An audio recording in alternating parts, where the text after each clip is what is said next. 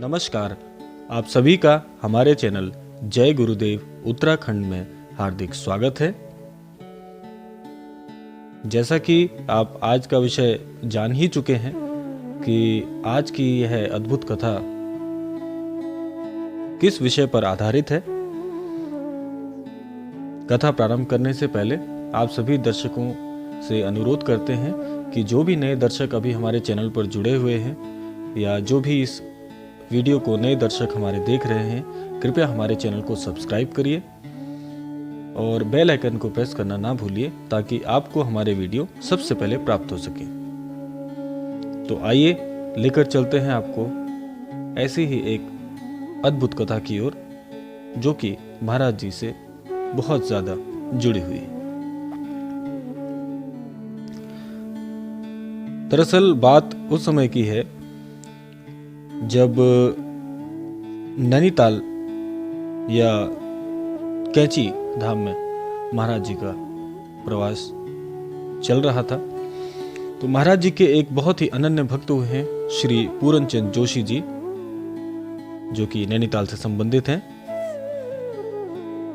और नैनीताल के पुराने भक्तों में उनका नाम सर्वप्रिय रहा है। तो आज की जो कथा है वह इनकी धर्मपत्नी जी पर ही आधारित है, जो कि श्रीमती कमला जी। देखिए, आप सभी जानते होंगे कि महाराज जी के कई सारे अनन्य भक्त रहे हैं और हर कोई महाराज जी के एक दर्शन की अभिलाषा लिए हुए महाराज जी के कैंची धाम पर और चर्च लेन हो गया और आपके कई सारे धामों में महाराज जी को प्राय ढूंढते रहते थे। यदि अगर महाराज जी के भक्तों की एक सूची आप सोचें तो आप देखेंगे कि महाराज जी के भक्तों की सूची कभी भी समाप्त नहीं होगी। तो आज की जो अद्भुत कथा है वह पूर्णतः आप सभी के लिए बहुत कल्याणकारी होने वाली है, क्योंकि आप आज यह जान पाएंगे कि हमारे महाराज जी कितने ज्यादा रहस्यमयी भी है और सभी को कितने प्रिय भी है। तो बात उस समय की है जब महाराज जी के अनन्य भक्त पूरनचंद जोशी जी की श्रीमती जी कमला जी महाराज जी के दर्शन की बहुत ही इच्छा के लिए ललायित रहती थी। लेकिन क्योंकि गृहिणी भी रही है और गृहिणी होने के नाते उनका जो गृह कार्य होता था वह इतना ज़्यादा व्यस्ततापूर्ण होता था कि कभी भी उन्हें ऐसा संयोग प्राप्त नहीं हो पाया कि महाराज जी के दर्शन कर पाए वे। क्योंकि महाराज जी के भक्त तो पूरनचंद जोशी जी भी बहुत ही अनन्य भक्तों में उनकी श्रेणी रही है और वैसे ही जो श्रीमती कमला जी हैं वह भी महाराज जी की बहुत ही अनन्य भक्त रही हैं। लेकिन यह बात उस समय की है जब जो श्रीमती कमला जी हैं उनको महाराज जी के दर्शन उस दौरान तक नहीं हुए थे और काफ़ी समय होने के पश्चात वह इतना ज़्यादा गृह कार्यों में व्यस्त रह गई कि उन्हें कभी दर्शन नहीं हो पाए। तो एक दिन उनके मन में यह भाव आया कि क्यों ना आज यह बात पूरनचंद जोशी जी से भी कहती जाए। तो उन्होंने अपने पतिदेव से यह लालसा व्यक्त की कि वह भी महाराज जी के दर्शन करना चाहती हैं। और हुआ कुछ यूं कि भाग्यवश उस दिन महाराज जी मल्लीताल में आपके घर के पास ही डॉक्टर भट्ट जी हैं उनके निवास स्थान पर आए हुए थे। तो जोशी जी ने आपको कहा, श्रीमती कमला देवी जी जो उनकी पत्नी है, उन्होंने कहा कि आज बहुत ही अच्छा संयोग हुआ है कि आपने मिलने की इच्छा आपने व्यक्त की है और आज महाराज जी हमारे पड़ोस में ही आए हुए हैं। और उन्होंने कहा कि आप अगले दिन डॉक्टर साहब के यहाँ दर्शन कर सकती हैं। तो जैसे ही श्रीमती कमला देवी जी को यह बात पता चली तो अगले दिन के लिए उन्होंने यह अपना मन स्थापित कर लिया कि अगले दिन तो महाराज जी के दर्शन होने ही है। तो इसीलिए अगला दिन आ गया और सुबह ब्रह्म मुहूर्त में वह उठकर अपना स्नान आदि करके निवृत्त हो गए और भगवान का पूजन करने लगे। महाराज जी से मिलने से पहले जैसे ही ब्रह्म मुहूर्त में उनका स्नान आदि हो गया तो जो ब्रह्म मुहूर्त में जो पूजा का समय रहता है अपने मंदिर में, वह करने के लिए पूजा स्थान पर बैठ गई। अब यहाँ पर क्या होता है कि जो हमारी अद्भुत कथा या महाराज जी की जो लीला है वह यहाँ से संयोगपूर्ण प्रारंभ होती है। यहाँ पर होता क्या है कि महाराज जी की, जैसे आप सब भी हैं, जो भी हमारे महाराज जी के जो भी अनन्य भक्त हैं या जो भी इस वीडियो को देख रहे हैं, उनमें से भी कई सारे जो भक्त हैं महाराज जी के, उन्होंने भी, मुझे पूर्ण विश्वास है कि ऐसा ही किया होगा कि महाराज जी की कोई छवि आप सभी ने भी मंदिर स्थान में अवश्य रखी होगी, क्योंकि हम जो हमारे महाराज जी हैं आप सभी जानते हैं और ऐसा आप सबको विदित भी होगा कि महाराज जी स्वयं हनुमान जी का अवतार रहे हैं। तो कई सारे जो हमारे भक्त हैं वह भी इस पूजा अर्चना की विधि को अपनाते होंगे कि महाराज जी का छवि चित्र अवश्य आप अपने मंदिर में रखे होंगे।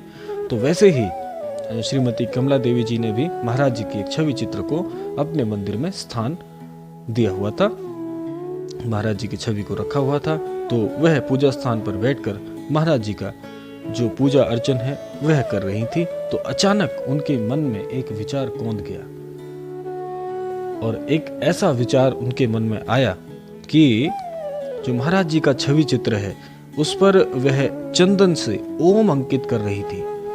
तो उनके मन में यह विचार आया कि यदि यह चंदन से अंकित ओम अगर मैं महाराज जी के छवि चित्र पे, उनके मस्तक पे, उनके ललाट पर अगर बना रही हूं तो महाराज जी को भी इस घटना की पूरी पूरी जानकारी हो चुकी होगी। ऐसा विचार उनके मन में आ गया।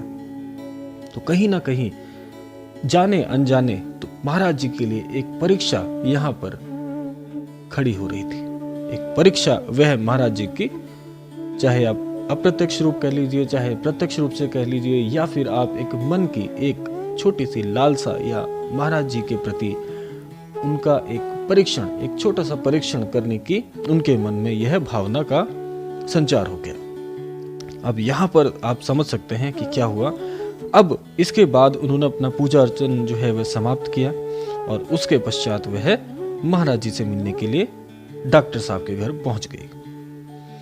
वहां पर जैसे ही पहुंचती हैं तो वह उनको वहां पर बाबा जी के, जो हमारे महाराज जी हैं, उनके प्रथम दर्शन हुए। और जैसे ही आपने यानी कि श्रीमती कमला देवी जी ने महाराज जी को नमन किया तो वे बोल उठे। और महाराज जी क्या बोले कि आपके मन में जो परीक्षा का भाव था ही नहीं, आप जानते ही हैं, क्योंकि देखिए कभी कभार ऐसा होता है कि हमारे मन में ना चाहते हुए भी कई बार ऐसी परीक्षित सवाल हमारे मन में उत्पन्न हो जाते हैं जिसकी हम कभी कामना ही नहीं करते। और ज्यादातर ऐसे जो सवाल होते हैं वे भगवान या किसी सिद्ध संत के लिए अप्रत्याशित रूप से एक परीक्षा का सवाल बन के आ जाते हैं। तो जैसे ही महाराज जी को उन्होंने नमन किया है तो वह चकित रह गई कि महाराज जी बोल उठे उन्हें। और क्या बोले हैं महाराज जी ने कि आपके मन में जो विचार आया है वह पूरा पूरा एक परीक्षा का भाव था। और आप जानते ही हैं कि उनको, महाराज जी को, हमारे महाराज जी को कोई भी बात जो है वह उनसे छुपी नहीं रह सकती है ना। तो महाराज जी बोल उठे, तुम क्या सोच रही थी? हमें सब पता चल गया। हमारे चित्र पर ओम का जो निशान है वह अंकित करके आई हो। तो जैसे ही महाराज जी के मुख से यह शब्द उन्होंने सुने तो वह पूर्ण रूप से चकित हो गई महाराज जी के इस भाव को सुनकर, इस बात को सुनकर। और थोड़ा सा मन में उनके भी एक प्रकार का, जिसे आप समझ सकते हैं कि एक पश्चाताप की भावना भी उनके मन में अवश्य आई होगी कि मैं तो महाराज जी की परीक्षा ले रही थी और महाराज जी जो कि स्वयं अंतर्यामी हैं वह आपके मन की एक एक बात को जान लेते हैं। तो यह बात उनसे कैसे छिप सकती थी। और मैं आप सबको भी बता दूं कि जो भी भक्त अभी हमारे इस वीडियो को देख रहे हैं, कि आपकी कोई भी बात, आपका कोई भी विचार, आपकी कैसी भी आपकी जो भी मन में जो आपके असमंजस की स्थिति हो, चाहे जो भी भाव आपके मन में छुपा हो महाराज जी के लिए, या फिर आप कुछ भी सोच रहे हो, तो महाराज जी को आपके पल पल एक एक, आप ये कह सकते हैं कि आपको एक एक सेकंड की जानकारी महाराज जी को हमेशा होती है। तो इसीलिए मैं आप सभी से ये कहना चाहता हूँ कि आप जब भी कभी किसी मुश्किल घड़ी में हो, किसी असमंजस में हो, तो आप अपनी बात महाराज जी से मन ही मन कह डालिए। आप देखेंगे कि आपको उसका समाधान स्वतः ही प्राप्त हो जाएगा। तो आज की इस अद्भुत कथा को विराम देने का समय आ चुका है।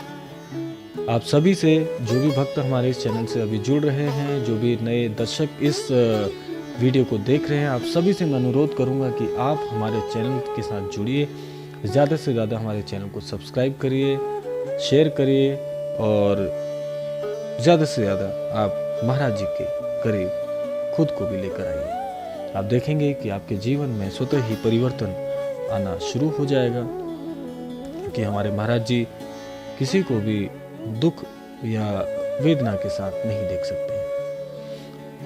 तो आज का ये वीडियो आप सबको कैसा लगा अवश्य कमेंट बॉक्स में बताइएगा, अपनी प्रतिक्रियाएं दीजिएगा। और अब समय आ चला है कि अपने शब्दों को विराम में आज अभी इस वीडियो के लिए देता हूँ, और मिलता हूँ आपसे अगले क्रमांक में। तब तक के लिए जय श्री राम, जय गुरुदेव, जय उत्तराखंड।